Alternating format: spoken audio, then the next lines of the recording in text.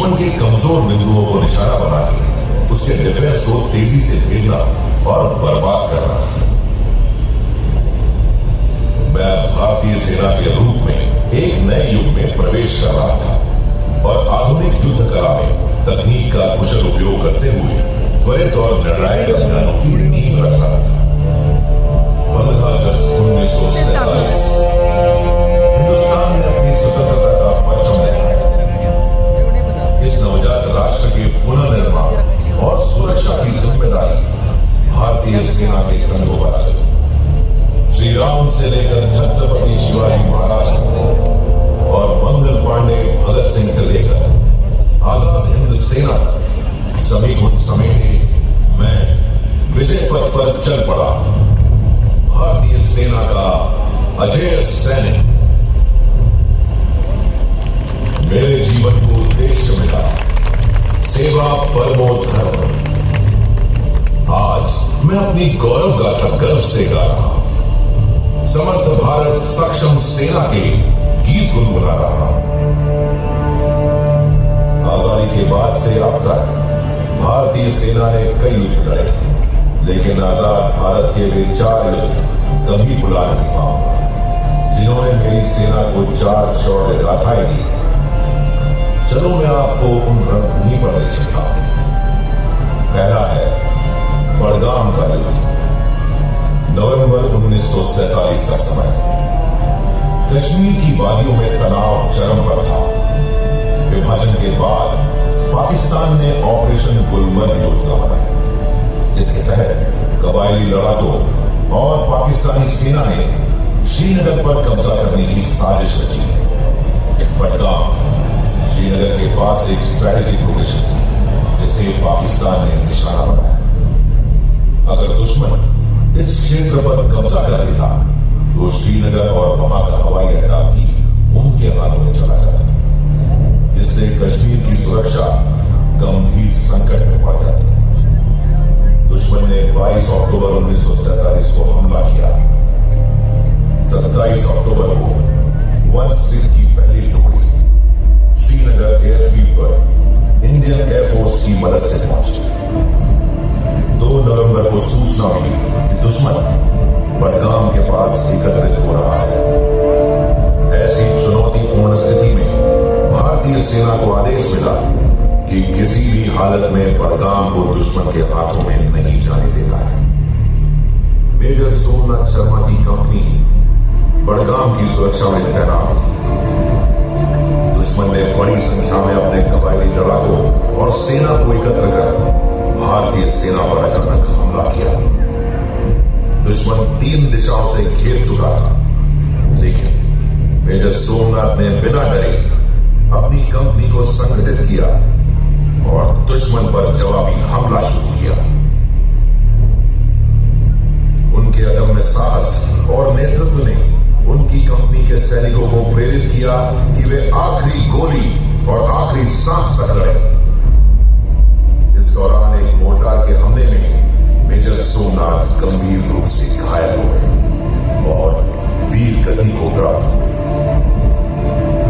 Brigade मुख्यालय को दिया गया उनका अंतिम संदेश आज भी मेरी आत्मा में गूंजता है और मुझे प्रेरित करता है।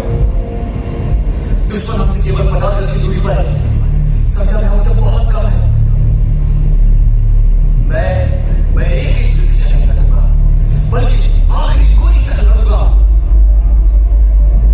उनकी अद्वितीय वीरता और बलिदान के लिए उन्हें मरणोपरांत परमवीर चक्र से सम्मानित किया गया। इस लड़ाई में सिपाही दीवान सिंह का योगदान भी अविस्मरणीय है। उनकी वीरता के लिए उन्हें मरणोपरांत महावीर चक्र से सम्मानित किया गया। बड़गाम की लड़ाई भारतीय सेना की सामरिक सूझबूझ, इंडियन एयरफोर्स के तालमेल, धैर्य और अड़िग साहस का उत्कृष्ट उदाहरण है। 1965 में पाकिस्तान ने एक बार फिर आक्रमण करने की योजना बनाई। इस युद्ध की शुरुआत ऑपरेशन जिब्राल्टर से हुई, जो जम्मू एंड कश्मीर में लॉन्च किया गया। इसका भारतीय फौज ने मुंह तोड़ जवाब दिया। इस ऑपरेशन के विफल होने पर पाकिस्तान ने दूसरी योजना बनाई, जिसे ऑपरेशन ग्रैंड स्लैम का नाम दिया गया। जिसके जवाब में भारतीय पश्चिम कमांड ने आक्रामक कार्रवाई की। सितंबर 1965 में लाहौर सेक्टर में भारतीय सेना की सफलताओं से बौखलाए पाकिस्तान ने भारत पर बड़े स्तर पर आक्रमण की योजना बनाई, जिससे पंजाब का एक बड़ा हिस्सा अमृतसर सहित भारत से कट जाता। खेमकरन के पास स्थित असल उत्तर का क्षेत्र इस बड़े संघर्ष का मुख्य केंद्र बना। पाकिस्तान ने खेमकरन सेक्टर में आर्मर्ड और इन्फेंट्री डिवीजन से हमला किया। भारतीय सेना पूरी तरह तैयार है। हमले को रोकने के लिए भारतीय सेना ने एक अनोखी और मजबूत डिफेंसिव स्ट्रैटेजी अपनाई, जिसका नेतृत्व ब्रिगेडियर थॉमस के थियोगराज और मेजर जनरल गुरबख्श सिंह ने किया। असल उत्तर को केंद्र में रखते हुए और शू के आकार में प्रतिरक्षात्मक व्यू बनाया गया। साथ ही रात में भारतीय सेनाओं ने बीज के खेतों में पानी भर दिया और गन्ने के खेतों में भारतीय टैंकों ने पोजीशन ली। पाकिस्तान के आर्मर्ड डिवीजन के टैंक, जिनमें मुख्य रूप से विश्व के सबसे आधुनिक पैटर्न टैंक शामिल हैं, उस इलाके में फंस गए। यह निर्णायक साबित और भारतीय सेना के टैंकों ने इसका भरपूर फायदा उठाया और टैंक वर्सेस टैंक बैटल में पाकिस्तान के 100 से ज्यादा टैंक नष्ट कर दिए। ये लड़ाई इतिहास के सबसे बड़े टैंक युद्धों में से एक है। इस ऑपरेशन में 4 ग्रेनेडियर्स CQMH अब्दुल हमीद ने असाधारण वीरता का परिचय दिया। उनके अदम्य साहस और बलिदान के लिए उन्हें मरणोपरांत परमवीर चक्र से सम्मानित किया गया। 1971 में भारत में अत्याचारों से डूबे पड़ोसी ईस्ट पाकिस्तान की मदद करने का निर्णय लिया। पूर्वी मोर्चे पर भारतीय सेना की सफलता ने पाकिस्तान को बौखला दिया। ऐसे पाकिस्तान ने पश्चिमी मोर्चे पर आक्रमण किया ताकि ईस्ट पाकिस्तान मोर्चे पर भारतीय सेना के प्रयासों को कमजोर किया जा सके। राजस्थान से सरक्रीक और पूर्वी तट से पश्चिमी तट के 41% विशाल भूमि क्षेत्रफल की सुरक्षा के लिए दक्षिणी कमान पूरी तरह तैयार थी। दुश्मन ने लोंगेवाला पोस्ट पर आक्रमण किया, जिसका उद्देश्य पहले रामगढ़ और फिर जैसलमेर पर कब्जा करना था। लोंगेवाला में 23 पंजाब रेजिमेंट की अल्फा कंपनी तैनात थी, जिसका नेतृत्व मेजर कुलदीप सिंह चांदपुरी कर रहे थे।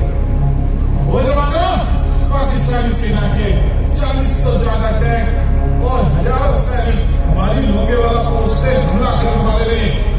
सानू रात भर लड़ना होगा। दिस वे इंडियन एयरफोर्स भी हमारा साथ देगी, लेकिन तब तक यह पोस्ट साडी जिम्मेदारी है। तिरंगे की कसम आखिरी साल तक लड़ेंगे। जो बोले सो निहाल।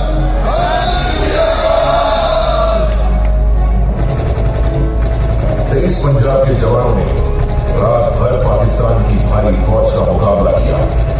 सुबह की पहली किरण के गरजते ही हमारे हंटर जहाजों की गूंज सुनाई दी। कुछ ही पलों में हमारे आसमानी शमशीरों ने एक-एक टैंक को नष्ट करके पाकिस्तानी टैंकों की कबरगाह बना दी और दुश्मन को पूरी तरह विफल कर दिया। इस ऐतिहासिक विजय के पश्चात भारतीय सेना ने आने वाली चुनौतियों का सामना करने के लिए बड़े स्तर पर सुधार और बदलाव की दिशा में कदम बढ़ाया, जिसमें 1986-87 में किया गया अब तक का सबसे बड़ा युद्ध अभ्यास एक्सरसाइज ब्रास टैक्स और 1998 में ऑपरेशन शक्ति के अंतर्गत किया गया सफल परमाणु परीक्षण शामिल है, जिसने भारत को एक विश्व शक्ति बना दिया।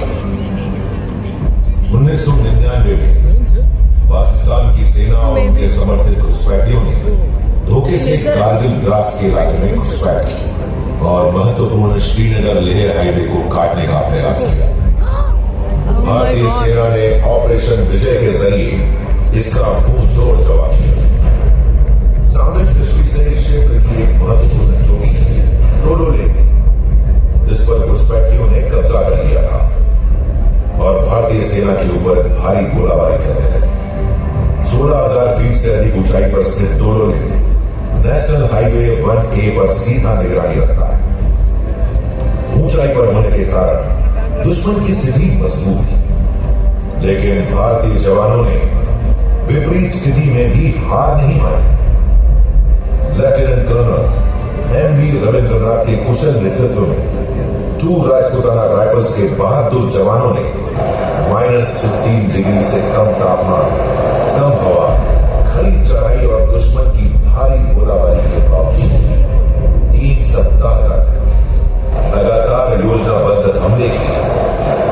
रात के अंधेरे में दुर्गम पहाड़ियों पर चढ़ाई करते हुए जवानों ने दुश्मन का डटकर मुकाबला किया। कई जवानों ने अपनी जान गंवाई, पर उनका साहस अटल रहा। अपने बलिदान से उन्होंने टोलो लेक पर जीत हासिल करके तिरंगा लहरा दिया। कारगिल युद्ध में भारतीय सैनिकों ने युद्ध की टिफ चॉप असॉल्ट पद्धति का प्रयोग किया और खड़ी चढ़ाई पर सीधे चढ़ गए। ऊंचाई पर बैठे आश्चर्यचकित शत्रु पर आक्रमण कर उन्हें नष्ट कर दिया। कारगिल युद्ध के विजय ने भारतीय सेना की बहादुरी और अतुलनीय नेतृत्व का पूरे विश्व में डंका बजवा दिया। 1947 से आज तक भारतीय सेना ने हर युद्ध, हर ऑपरेशन में अदम्य साहस, बलिदान और देशभक्ति का परिचय दिया। जहां हर सैनिक ने नाम, नमक, निशान की शपथ को अपने खून से सींचा। इन शूरवीरों के लिए अंतिम सलामी की गूंज तब सुनाई देती है जब ब्यूगलर्स अपनी धुन लास्ट पोस्ट बजाते हैं। यह वह क्षण होता है जब देश का हर नागरिक उस वीरता को नमन करता है।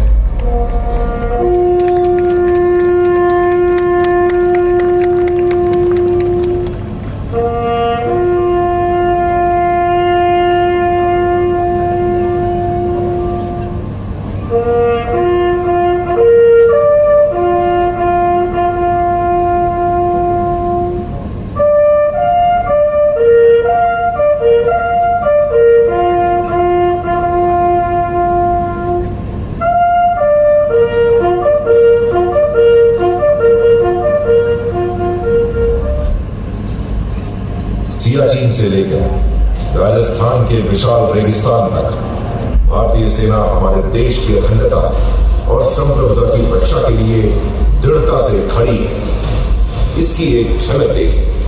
भू राजनीतिक समीकरणों और युद्ध के क्षेत्रों में बदलाव ने सुरक्षा की नई और जटिल परिभाषाएं गढ़ी है और भारतीय सेना इन चुनौतियों का सामना करने के लिए लगातार विकसित हो रही है।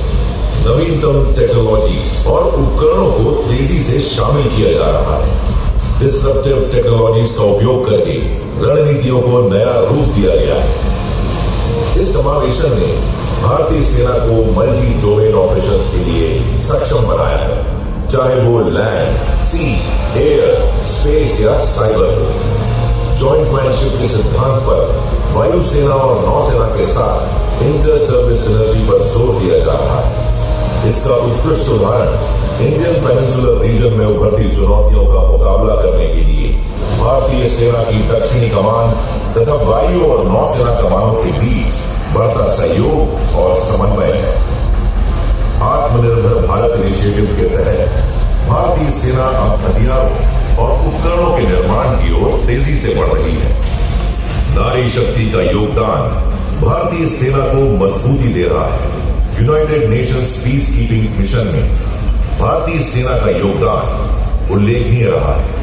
सेना ने कई देशों के साथ संयुक्त सैन्य अभ्यासों के माध्यम से भी अपनी विश्वसनीयता स्थापित की है। हाल ही में दक्षिणी कमान के तहत संपन्न हुए एक्सरसाइज युद्ध अभ्यास और एक्सरसाइज मित्र शक्ति इसके उदाहरण है। भारतीय सेना बाढ़, भूकंप या अन्य प्राकृतिक आपदाओं में डिजास्टर रिलीफ ऑपरेशंस में सबसे आगे रही है। वायनाड और तेलंगाना में की गई त्वरित कार्रवाइयां इसका प्रमाण है। सेना ने सीमावर्ती क्षेत्रों में कई बुनियादी ढांचे जैसे सड़कें, पुल और अन्य सेवाओं का निर्माण किया है। सेना ने बड़े पैमाने पर वृक्षारोपण अभियान सफलतापूर्वक चलाए और कार्बन फुटप्रिंट को कम करने की दिशा में कई कदम उठाए। सेना के कई जवानों ने अंतर्राष्ट्रीय खेल मंचों पर देश को गौरवान्वित किया है और अंतर्राष्ट्रीय एडवेंचर एक्टिविटीज में अपनी उपस्थिति दर्ज कराई है। भारतीय सेना का लक्ष्य विकसित भारत 2047 के सपने को साकार करना है। सेना अब सिर्फ देश की सीमाओं की रक्षा ही नहीं कर रही है, बल्कि दुनिया भर में भारत की ताकत, साहस और तकनीकी उत्कृष्टता का प्रतीक बन गई है।